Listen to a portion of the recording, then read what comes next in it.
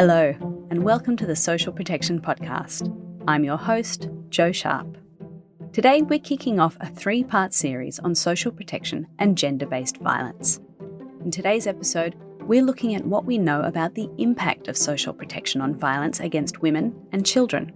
We'll unpack some of the complex ways that programs can alleviate economic stress and challenge the social norms that underpin violence, and the roles that cash transfers and complementary interventions can play.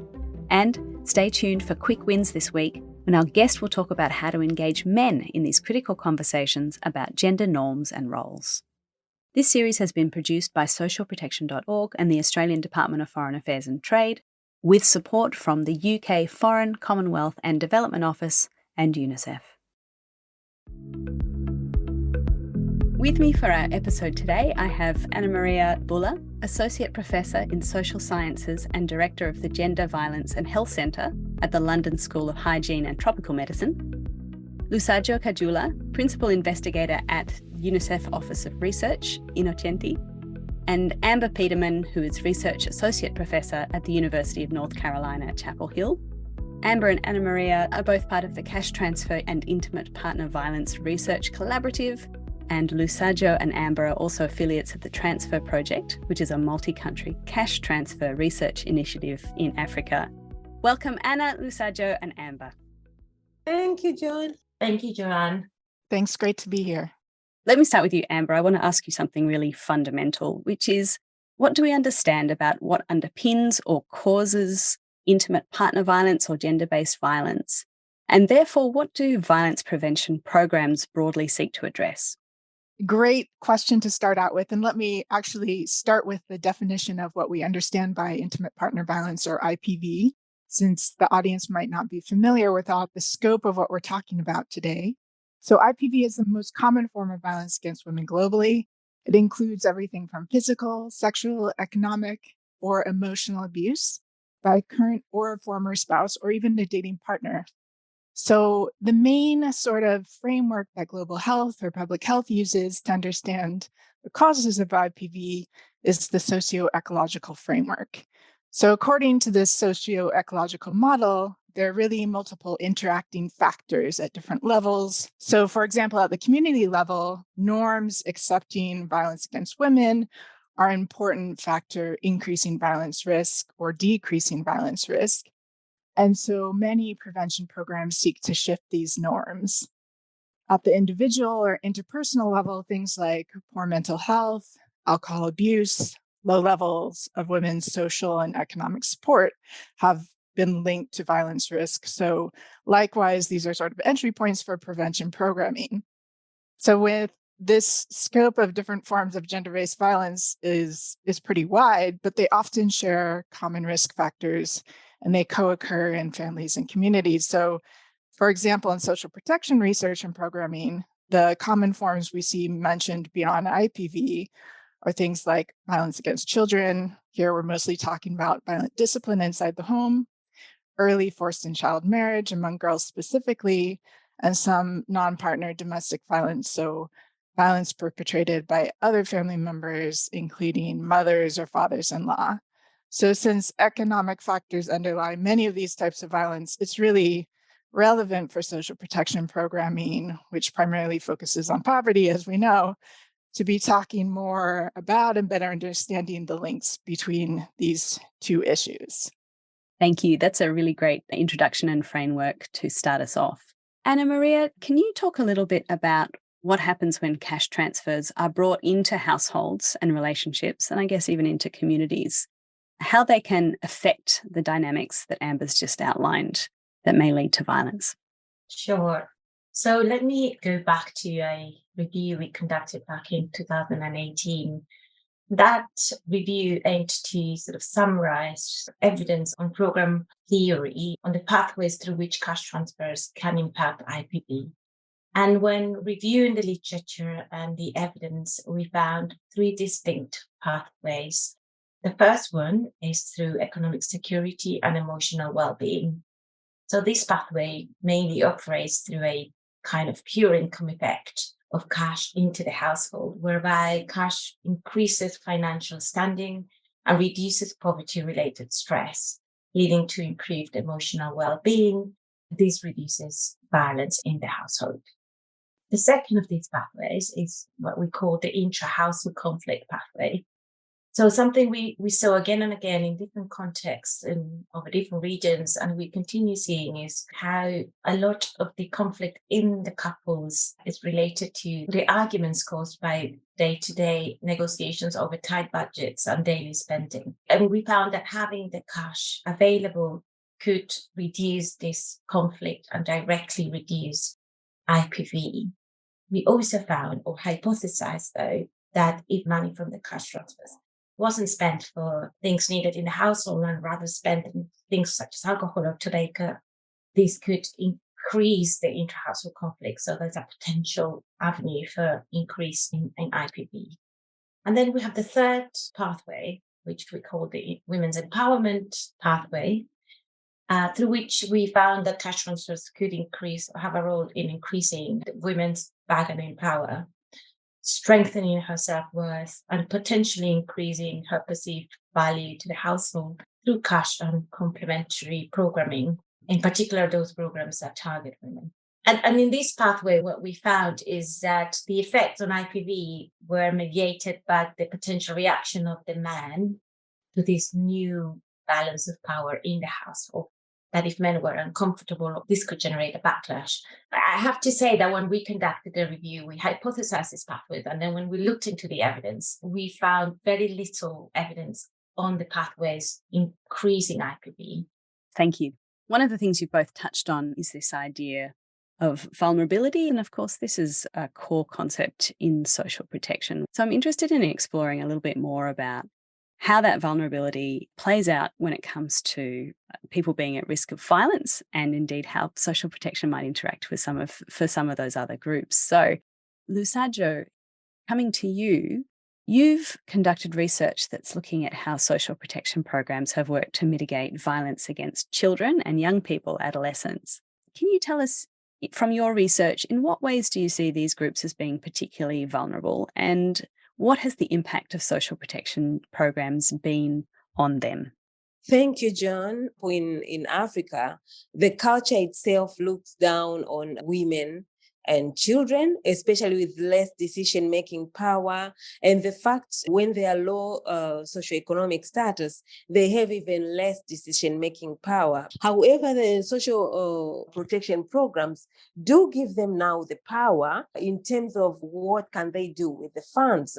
For 4 years, we conducted a study with adolescents in 2 regions in Southern Highlands of Tanzania from 4 districts. And these adolescents, 14 to 19, were trained in financial literacy, in gender, violence, sexual reproductive health. And we followed them for 4 years. We were also following up on the clinics, including the uptakes of testing for HIV and STIs. So for the youth, we are taken on a 10-week training for all the 4 topics. And then after the 10th week, they were given a grant worth $80, which were given in half, $40. And after a few weeks, they would get the rest of the $40. But then they had to decide if they want to do business or if they want to use it for schooling for those who were in school, because our study included youth who were in school or out of school. So for those who were out of school, they engage in different forms of not only business. Some were into livestock keeping. Actually, some conducted businesses. And those in school would decide whether to buy school material. Some wanted to learn vocational training. And then every year, we would assess them, conduct surveys and qualitative interviews to see the improvement.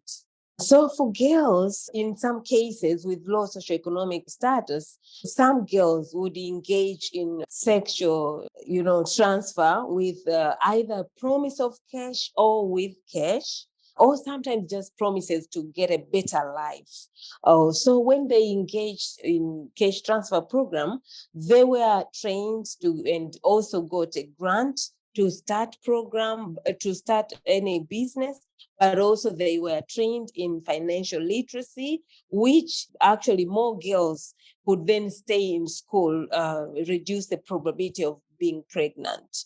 For the boys, some of them, instead of going to school, they'd work in farms, or sometimes for example, in one district in Mufindi, go to wood cutting factories so that they can get the extra cash. So being in social protection programs can protect them, actually help protect them to stay longer in schools. Also, in terms of gender, the boys, if they have more gender equitable attitudes, that's the world we wish for, for adult male to have more gender equitable attitudes and therefore be less violent to their wives and children. Thank you, Lusajo. And that's an intervention that's overlaid on Tanzania's National Social Protection Program, the Productive Safety Net. So it's a great example of how social protection schemes offer the opportunities for multidimensional and complementary programming. We'll come back to that theme in a minute. So, Amber, as we've discussed, a key hypothesis about why social protection programs might reduce violence in general is because they reduce household financial stress. And indeed, there seems to be fairly good evidence of this occurring in different places. Does that mean that other interventions that seek to increase household and women's income, like livelihoods or microcredit programs, have the same effect? Well, that's a great question. So exactly as you mentioned, the evidence for economic strengthening and that pathway is quite strong in the case of cash or food and voucher programs, reducing not only financial stress, but I think also operating via reductions in negative coping strategies the household might employ, potential improvements of mental health in the household, etc. And I think this gives us a good view on the relationship between poverty and violence more generally. But I also think we can't necessarily assume that all economic empowerment interventions will be equally impactful when it comes to violence reduction. So one reason I'm a bit hesitant about microfinance, as you mentioned, is that numerous reviews of the literature generally show that weak and limited impacts on women's economic standing and agency generally, and the programming is sort of less well suited for the ultra poor. So programs like microfinance have take-up challenges. Not all women might want to take a loan or have collateral to be eligible to take a loan.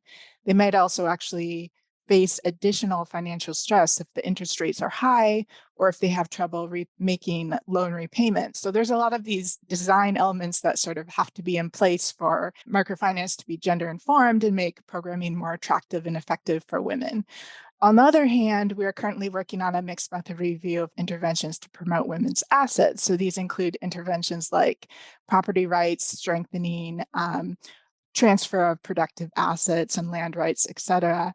So while it's still in progress, of the 14 rigorous empirical studies we found, about 2/3 of them show reductions in violence against women. So circling back to social protection, I think a real question for social protection programming is that we see these really strong and promising impacts in the short term while the programs are running, but we sort of wonder, are these sustainable or can they last over time, including when the transfers stop? So building on that then, as Lusajo's example outlined, the other feature of large-scale cash transfer programs is they can potentially provide a bit of a scaffolding for the delivery of other kinds of complementary cash plus interventions. Anna Maria, I'd just be interested to have you talk us through what the impact of the plus in cash plus approaches seems to be in this space. We have not very many studies that can actually, or that looked at isolating the impact of the cash transfer alone versus the cash transfer plus a complementary intervention or the complementary intervention alone. As Amber mentioned, our critique is that cash transfers cannot be forever. And the argument at the base of this critique is that what they are doing is reducing the financial stress that we were discussing as a main mechanism of impact. But what they are not doing is transforming those gender norms at the base of IPV, or which we know are one of the main drivers of IPV. So they are not gender transformative. They are not changing or challenging the status quo, just the cash. And this is where the complementary programming and this third pathway that I mentioned at the beginning, the empowerment pathway, seems to become more relevant and important, because it's through women's empowerment that we can achieve these shifts in power dynamics and some gender transformation in the household or communities that might allow for that impact to sort of sustain over time. And something we've been quite interested in the collaborative to look at is what's the role of group-based modalities, or that, like implementing this plus programming, but through groups rather than individually. We have found some evidence from a mixed method study in Ethiopia looking at the government of Ethiopia Cash for Work program.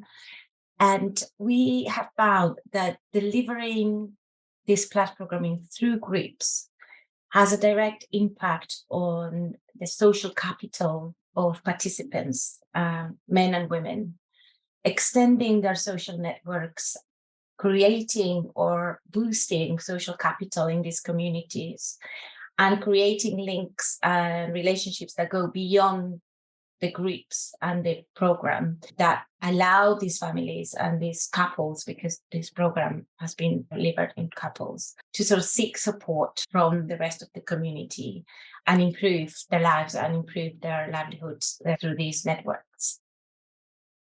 I mean, we're seeing a lot of different types of add-ons being added to cash. And of course, this is always sort of the critique from social protection programmers. We don't want another plus component to add to our already overburdened social protection system. But we do see a number of different types of add-ons occurring with sort of a gender focus. So one example of a cash plus program that was quite successful in reducing violence was a program in Bangladesh. It provided cash or food transfers to poor rural women with or without group-based behavior change communication. This BCC focused on nutrition, so it wasn't focused on violence, but it turned out that an impact evaluation that was led by IFRI showed that physical violence, physical IPV, reduced among women who received the combination of the cash plus BCC, even lasting 4 years post-program. But there were no sustained impacts from the cash alone. And the real mechanism kind of that they pinned down was not only through financial sort of improvements within the household, but was really through this women's empowerment pathway, where meeting together in a group really increased social capital among the participants. Thank you. And it's a good point you raise that we do need to consider the potential burden or cost of these add-ons when social protection programs are being asked to do so much in contexts that are already quite difficult. Lusajo, from your research, what's the right balance here between cash and other complementary approaches? So in Tanzania, there was a pilot in 2 years in mainland Tanzania, in Mbeya, and also in Zanzibar, about infant and young child nutrition, whereby parents and male caregivers were being trained. When they came to collect the cash, they had a 2-hour session on infant and young child nutrition. And one among the findings was that males were very supportive. There was a man who said his wife had died in childbirth, and he was coming to learn how to take care of the child. Also, they were learning beyond nutrition. There were also some sessions on gender, on power, on violence. So I think this is one of a very good example of what can happen when there are complementary services. And after the pilot, now a big impact evaluation is being conducted, because the program is being rolled out throughout the country. So for me, that is one example of the balance between cash and complementary activities. Amber, can I come back to you? A lot of the evidence we have focuses on cash transfers. Can you give us a sense about what evidence is emerging around other forms of social protection, and particularly public works programs, where I have seen some indication that these can be a little bit riskier for women, where they end up challenging gender norms about women working outside of the home or earning more than their husbands. Thanks. So you're absolutely right. There's now quite a bit of evidence on cash and social assistance, but many other forms of social protection might have interesting links to violence and are really less explored. So, public works programs, as you mentioned, or labor market measures like unemployment insurance are really interesting ones, as you have a bunch of different mechanisms at play. So, on one hand, as you mentioned, you have shifts in household power due to changes in income or changes in social networks if women are working outside the home. You also have these changes in exposure to violence. And what I mean by that is, for example, if a male partner is working or not working, there might be differences in violence just because there's more opportunity for abuse to occur or less opportunity because husbands and wives are spending more or less time together inside the home. So, on the other hand, there are all these dynamics around violence outside of work. For example, violence at work in the workplace or public spaces on the commute to work, which might offset or compound changes at home. So, workplace violence is really this huge research area in of itself that really needs unpacking. Workplace violence might be affected by a number of different aspects, like the quality of the job, the management structure, gender balance of your coworkers. And we really only have a handful of studies on public works and violence. So there's one study on India's MNREGA, which finds increases in IPV due to public works, but they're not actually able to show evidence of what might be driving this. They show that adverse effects are larger in areas where female employment is lower, hence this hypothesis around male reaction. But then there's another study also of the same program that was published this year that finds it actually acts as a safety net, so mediating adverse relationships between rainfall shocks and violence against women. So a bit of contradictory and underexplored evidence there. Finally, the only experimental evaluation I know of a public works program in a low and middle income setting is in Laos.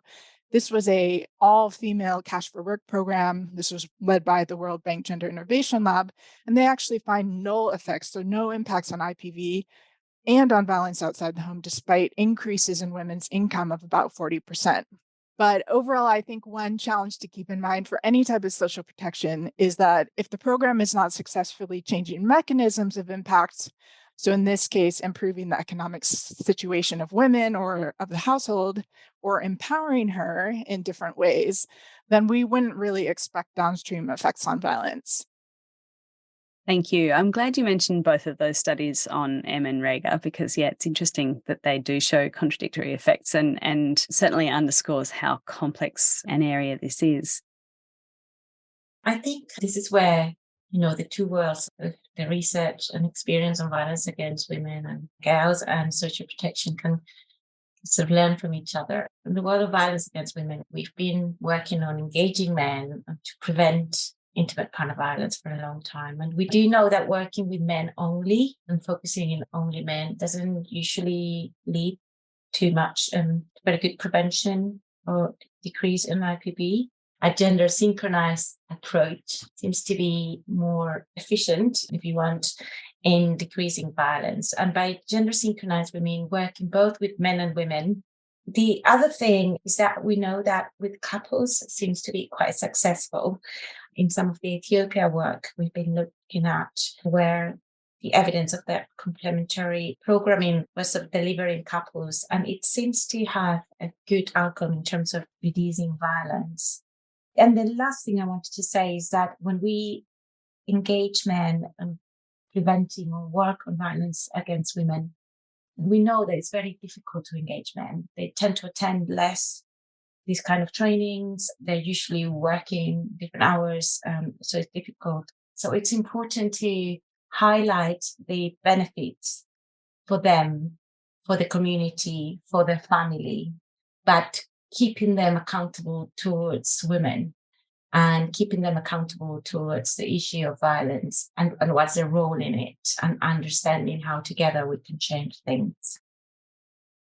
Just taking a big step back, social protection systems are, as we've discussed, generally designed to address poverty and vulnerability, to cushion people and families from shocks. Women's empowerment objectives, if they're included at all, would be secondary or supplementary in most, if not all, programs. But just as a thought experiment, I'd be interested to hear from all of you. If you were designing a feminist social protection system, or a system that had women's empowerment as a primary objective, if it was the main thing that we expected that system to do or that program to do, what would it look like? So for me, I think it would be woman-driven, best that they suggest what would work for them, what manner of complementary services or programs would benefit the women. Also, I think challenging norms, especially women are from strong cultures or traditions where they feel like they are less feminine if they also share power with men. So I think it's woman-driven. Consider different cultures, just challenging gender norms would be, for me, an approach that would bring impact. I think something that is important to highlight is that the evidence suggests that unconditional cash transfer programs can lead to increase women's economic autonomy and empowerment without increasing their time burden. Because in social protection, of course, we can have conditional cash transfers, and we have found that those can impose more burden on women's already busy lives. And given that conditions can penalize the most marginalized households, and that these households are usually disproportionately female-headed households, I think we need to consider that cash programs should avoid these hard conditions from the outset that could put more of a burden on women, and that wouldn't be thinking about their benefits, or that wouldn't be putting them at the center of the program, if that's our aim. I always say that designing good gender transformative social protection, however you want to define it, is really just about designing good social protection in the first place, since you can't sustainably reduce poverty without accounting for the needs of half the population. So I think really a systems view is how you want to think about things to make sustainable change. And I was actually part of the SPIAC-B's gender working group that wrote a commentary on a vision for social protection post-COVID-19. So I'm going to repeat a few of the things that we emphasized. I think first you have to get the policy enablers right. So get the political buy-in, get the financial commitments to make national policies and systems that focus on gender, rights, dignity, and so forth. Second, you really have to get the operational and implementation right, especially for these less recognized forms of social protection that we know have huge gender implications, like childcare services, coverage for informal workers, promoting these system linkages that we've been talking about today to health, education, protection systems. And third, you have to invest in the data, the research, and the learning that takes an explicit gender lens and informs these feedback loops to strengthen the policy and programming. And lastly, as Lusajo said, invest in women at all levels. So at the national level, policymakers, practitioners, and researchers, women have to be part of the solution. Thank you so much, Anna Maria, Lusajo, and Amber, for your time on the Social Protection Podcast today. Thank you, Joanne. Thank you for the invitation. I enjoyed the conversation. Thank you, John. Very nice to be here and to learn from Amber and Anna Marie. Thanks so much for highlighting this super important issue.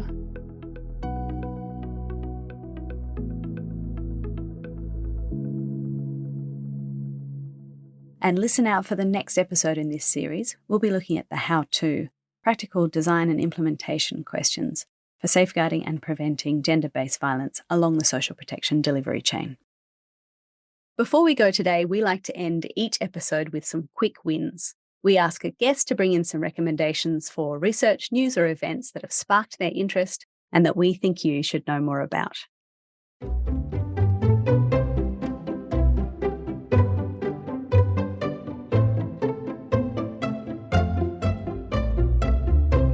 Today, I'm speaking with Wessel Vandenberg, Men Care Officer at Equimundo, the Centre for Masculinities and Social Justice.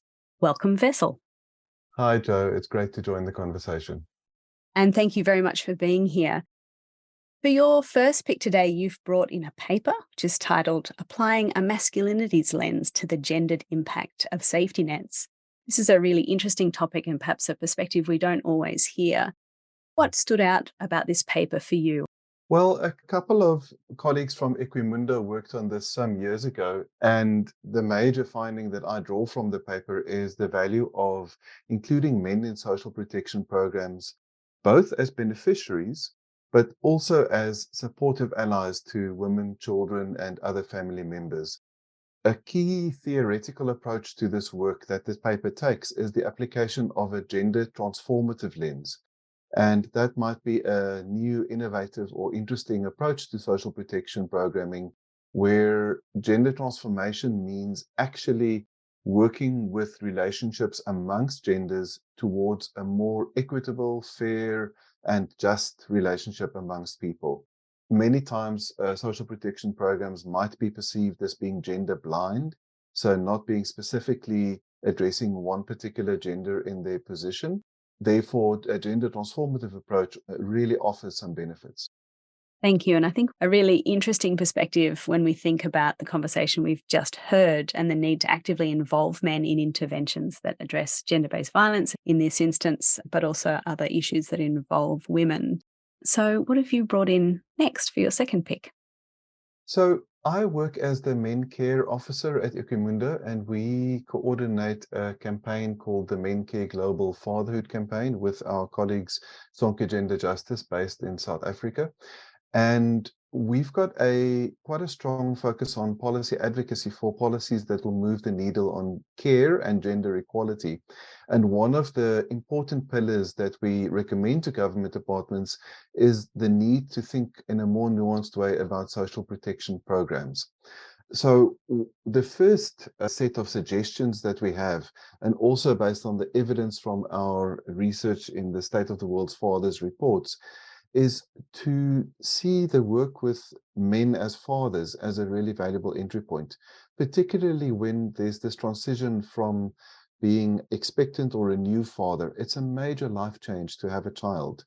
And traditionally, they may take responsibility for providing financially for their families. And from Men Care, our work is quite focused on extending this idea of provision towards a broader provision of also providing emotional and physical care. One example that has really good evidence of the value of this approach is a randomized controlled trial of an intervention that was implemented in Rwanda called Bande Bereho, which was done in conjunction with health facilities, where a couple's intervention was implemented to get parents to talk about the shared care burden, but also the shared financial responsibilities in a household. And it's really encouraging to see that at the time of the intervention, 6 years ago, it showed really good outcomes in reducing both violence against women, but also violence against children, violence used by men, and improving attitudes on gender equality. And we were really, really encouraged recently in 2022 to see that those results were sustainable. Thank you. Yes, it's a really interesting study. And as with all of these links, we'll make sure to provide that link in the show notes. It is also an interesting example of an intervention which focuses on couples, which Anna Maria highlighted as being particularly effective in our preceding interview. It's great to think about quick wins as some of the steps we can take to achieve gender transformation, as you say, even if perhaps these processes aren't strictly quick. But in keeping with the segment, I'll ask you, what's your next quick win that you've got in mind? Well, I think it's important for the sector to consider when men and fathers should themselves be beneficiaries of social protection. Of course, as part of a gender transformative approach, we often position men only as instrumental towards the reduction of violence against women or the benefits that they may hold for families. But increasingly, we are realizing that it's really important to see men and fathers in relationship to others as rights holders in their own right. And some of the research on the use of social protection benefits bears this out. In South Africa, we found in a few studies actually that when fathers received child support grants, they actually used it for the essential needs of the children, like food or school fees, rather than the so-called irresponsible expenses like alcohol or tobacco. And this was found in multiple studies, actually, and it's really encouraging. I think there is a societal expectation that women are assumed to be the primary caregivers, especially of children. But our work and others have increasingly shown that there's no genetic or biological barrier to men providing equally adequate care to children, of course, beyond pregnancy and breastfeeding, but that men actually are as good caregivers as women are. And as we know, that this association of women with care often places an extra burden of work on women, which may prevent them from accessing, economic opportunities or leisure time or manifesting their own development. And I think there is an increasing appetite for examining some of these really fundamental design questions in social protection, things like who do you target or what conditions are placed on programs or on beneficiary families, for example, and taking a hard look at what that assumes about gender roles in the family. So this is an interesting example of that, I think. Thank you. And thank you very much for bringing these perspectives and these papers and this evidence into this discussion, and for joining me on the Social Protection Podcast today. Thank you, Joe, and thank you for the opportunity. I think it's really important to include men in these conversations with all other genders, and I really look forward to keeping the conversation going.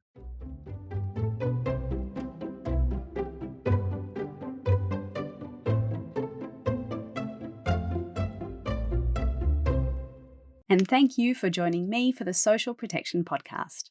We are a production of socialprotection.org. Follow us on Twitter at SP_gateway and find us on Facebook, YouTube, and LinkedIn. Subscribe to this podcast via your favourite podcast provider and leave a review. Back next month. See you then.